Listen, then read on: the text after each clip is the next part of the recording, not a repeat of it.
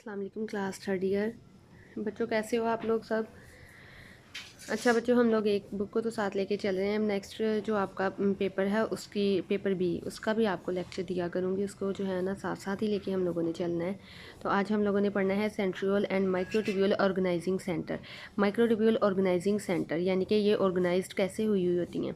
Specialised non membrane region of the cytoplasm near the nucleus are the microtubule organising centre. जो cytoplasm और nucleus के जो है वो पास होता है नॉन मेम्ब्रेनस रीजन, उसको माइक्रोट्यूब्यूल ऑर्गेनाइजिंग सेंटर बोलते हैं।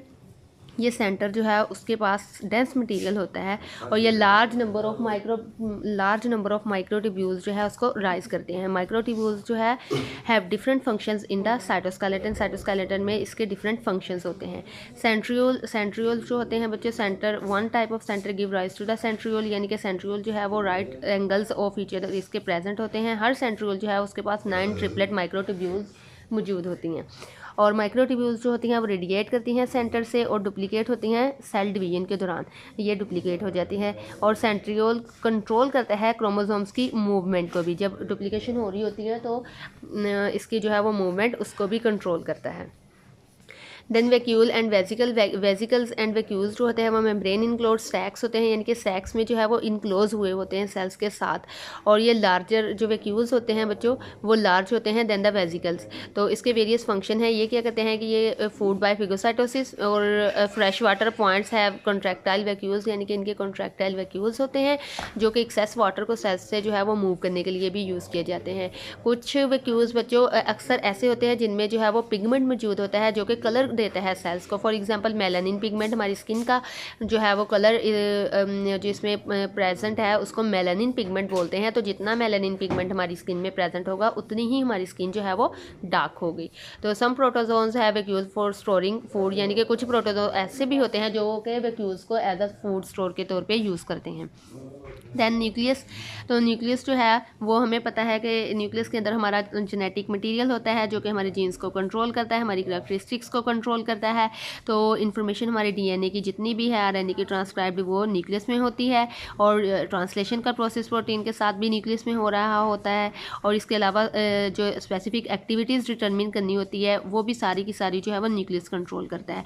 जितना store genetic information and transfer करता है जो हमारा वन सेल्स जो है टू अनदर सेल, हमारा जो ट्रांसफ़र करने के लिए जेनेटिक मटेरियल को यूज़ होता है तो वो भी न्यूक्लियस ही होता है।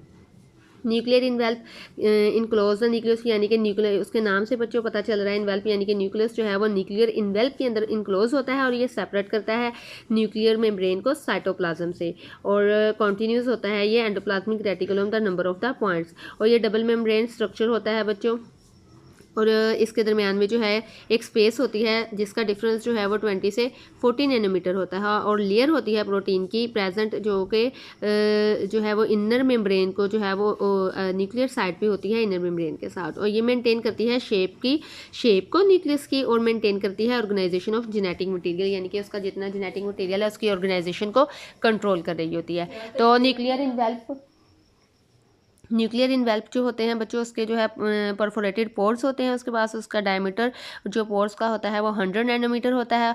पोर्स जो होते हैं वो complex regulates the movement of macromolecules, यानी कि जितनी भी मैक्रोमोलिक्यूल्स हैं उनकी ट्रांसफ़र को कंट्रोल करते हैं।